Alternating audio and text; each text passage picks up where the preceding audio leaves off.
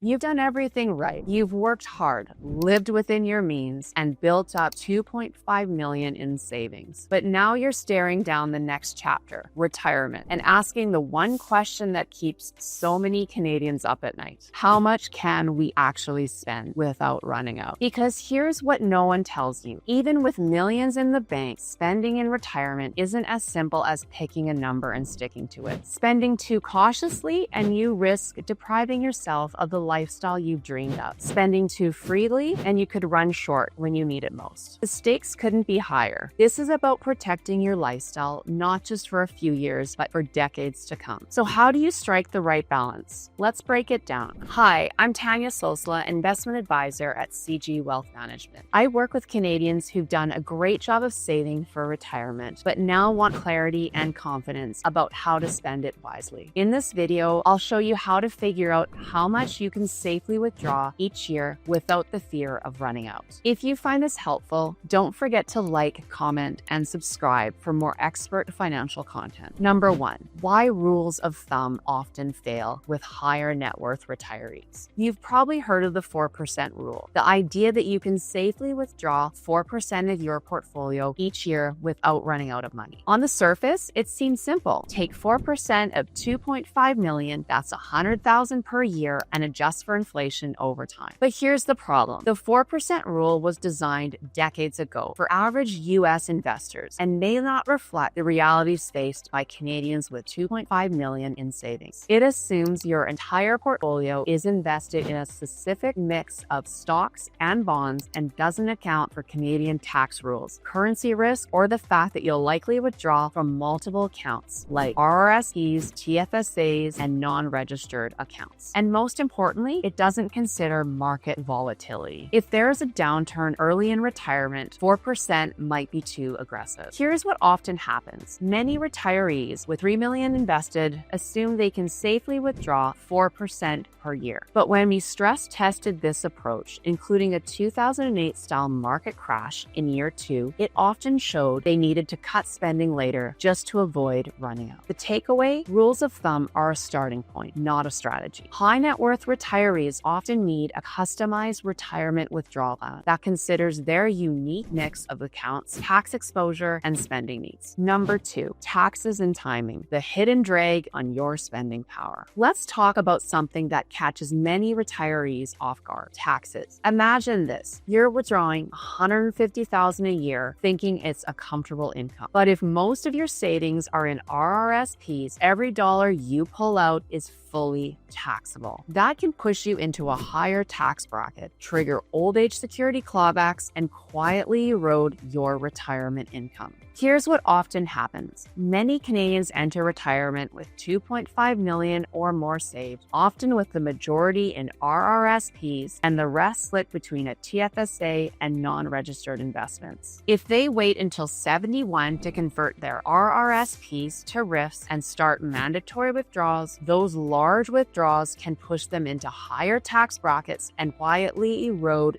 their retirement income, especially if they trigger old age security clawbacks. A smarter approach? Start drawing modest amounts from RRSPs earlier, even if you don't need the income yet, to stay in a lower tax bracket. Use those withdrawals to top up TFSA contribution room and cover spending, creating a tax-free income source for later. The result? Lower lifetime taxes and more flexibility. Number 3, the biggest risk, sequence of returns. Most people think average market returns are all that matter, but in retirement, the order of returns can make or break your plan. This is called sequence of returns risk. If you experience negative market returns early in retirement while you're withdrawing from your portfolio, it can create a snowball effect. Your savings shrink faster, leaving less money to recover when markets bounce back. Here's a quick example. Imagine 2 couples, both with $2.5 million at age 65, and both withdrawing $100,000 per year. Couple A experiences strong market growth in the first 5 years. Their portfolio portfolio grows and their withdrawals barely dent their savings. Couple B experiences a market downturn in year one, forcing them to sell investments at a loss to fund withdrawals. When the markets recover, they never fully catch up. By age 80, couple A still has 2.5 million. Couple B is down to 800,000. How do you avoid this? One solution is build a retirement income buffer. Keep 2 to 3 years worth of spending in cash or ultra-safe investments. When markets drop, draw from this cash buffer instead of selling investments at a loss. It's like giving your portfolio time to recover while you're still paying yourself. 4. Longevity and lifestyle. Are you underestimating how long you'll need your money? At 63, there's a real chance that one or both of you could live well into your 90s. That's 30 plus years of retirement to fund, and a lot of time for markets, inflation, and unexpected expenses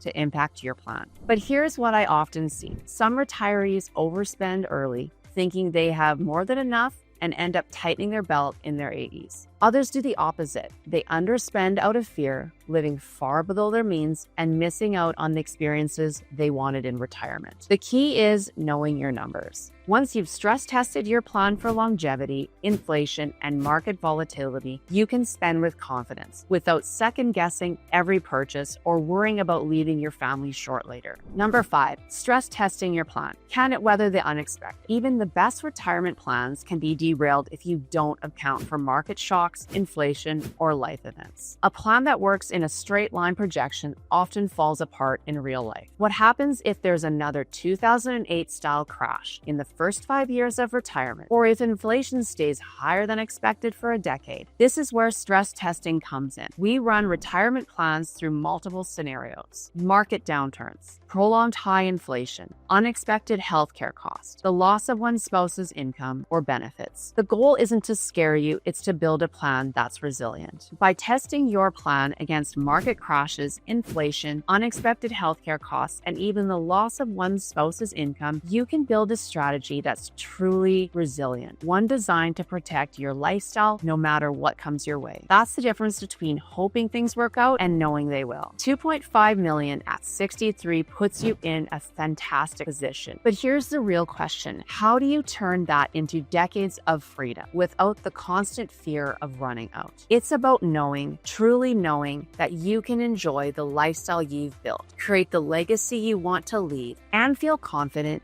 your plan will last 30 or even 40 years. Because here's reality. With the right plan, your 2.5 million doesn't just last. It supports the lifestyle and legacy you've worked so hard to build. That's the clarity and confidence every retiree deserves. You deserve that kind of clarity. If you want a second opinion on your plan, or you just want to know exactly how much you can spend without running out, book a time with me using the link in the description below.